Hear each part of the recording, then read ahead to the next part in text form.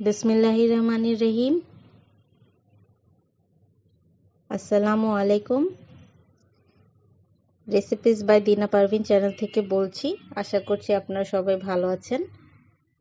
তো আজকে আপনাদের সাথে শেয়ার করব আমরা ঘরে কিভাবে বাইরের রেস্টুরেন্টের মতো করে মায়োনিজ তৈরি করতে পারি, যেন পরবর্তীতে আমরা খুব সহজে এটা যে কোনো খাবারে ব্যবহার করতে পারি। তাই এটার মধ্যে আমার মোটামুটি সবকিছুই থাকবে। পরবর্তীতে ব্যবহার করার সময় হয়তো শুধু লবণ নিতে হবে। তো এই জন্য আমার লাগছে 4টা ডিম,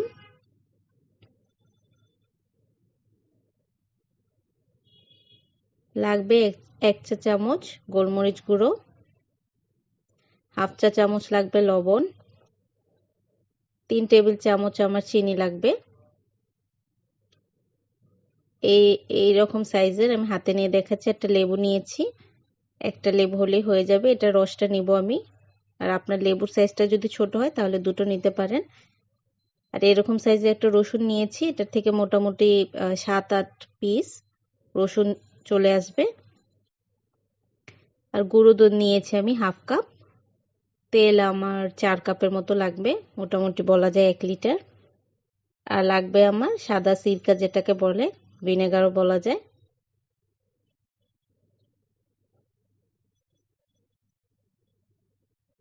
তো চলুন এগুলো আমি রেডি করে নিচ্ছি। তো আমি বাকিগুলো রেডি করে নিয়ে আসলাম। দেখতে পাচ্ছেন 4টা ডিম।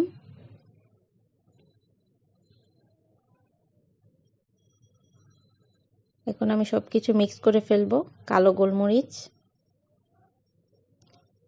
লবণ,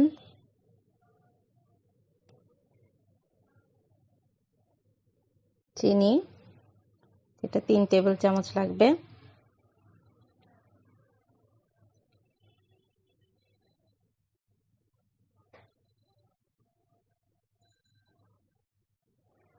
পরিমাণটা অবশ্যই আপনার ঠিক মতো দিতে হবে আপনাদেরকে, না হলে দেখা যাবে যে ভালো হবে না।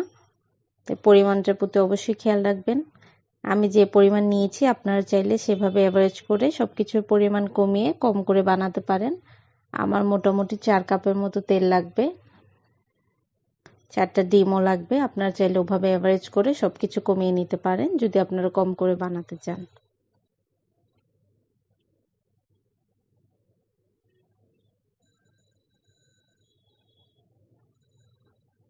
এক টেবিল চামচ আমি নিয়ে নিব হোয়াইট ভিনেগার বা সিরকা, যেটাই বলেন, সেটা নিয়ে নিলাম 1 টেবিল চামচ। লেবুর রসটা আমি বের করে নিয়েছিলাম, সেই লেবুর রসটা দিয়ে দিচ্ছি।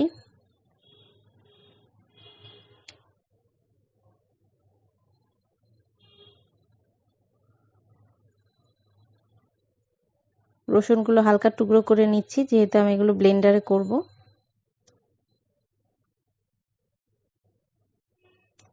চাইলে আস্ত দেয়া যেতে পারে, আমি টুকরো করে নিচ্ছি।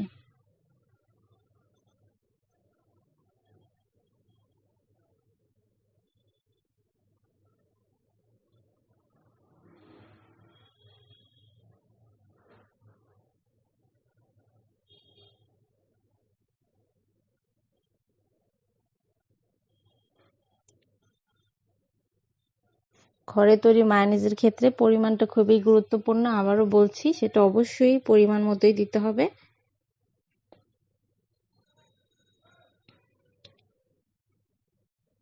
গুঁড়ো দুধটা দিয়ে নিচ্ছি।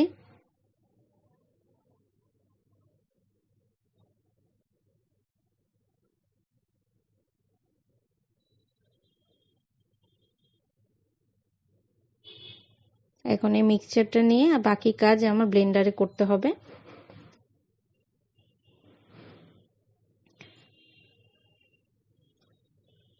ব্লেন্ডারে করার সময় অল্প অল্প তেল মিক্স করতে হবে এবং ব্লেন্ড করতে হবে।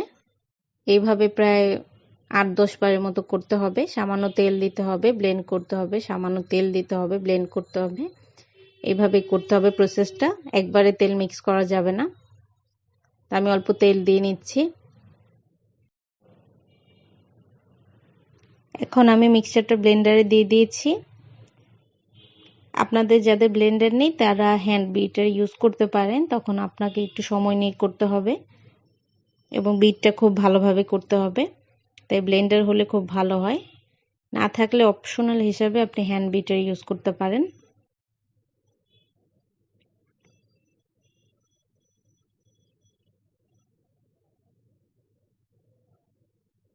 ব্লেন্ডিংটা খুব ভালোভাবে করতে হবে, সময় নিয়ে করতে হবে, যেহেতু অল্প অল্প তেল মিক্স করতে হবে এবং ব্লেন্ড করতে হবে।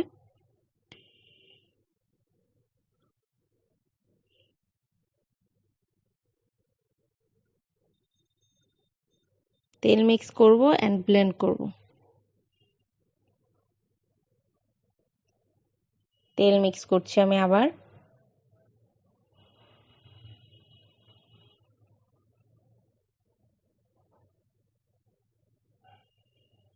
আবার ব্লেন্ড করছি।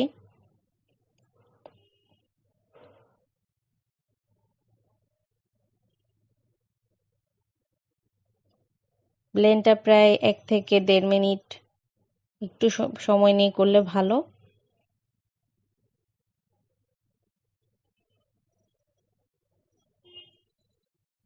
আবার তেল দিচ্ছি।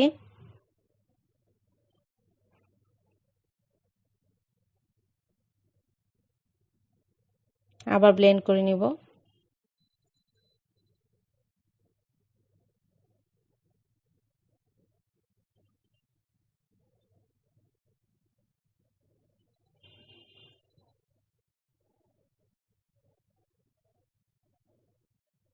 কেউ যদি দ্রুত করার জন্য একবারে অয়েল মিক্স করে ব্লেন্ড করেন তাহলে আপনার মায়োনিজটা মোটেও ভালো হবে না, তাই তাড়াহুড়া করা যাবে না, একটু সময় নিয়ে করতে হবে।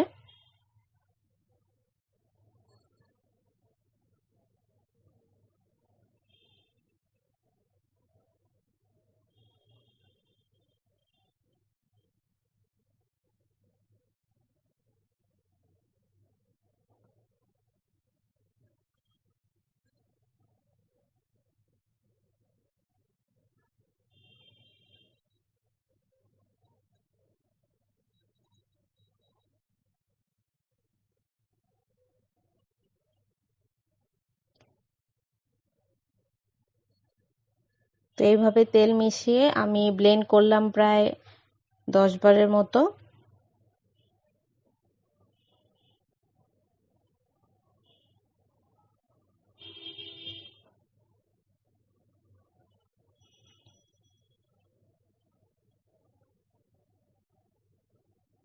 আমার মায়োনিজটা মোটামুটি হয়ে গিয়েছে।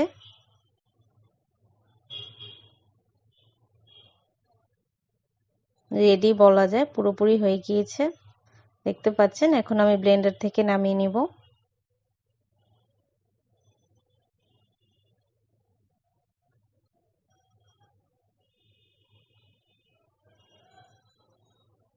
তো দেখতে পাচ্ছেন আমার মায়োনিজটা রেডি হয়ে গিয়েছে।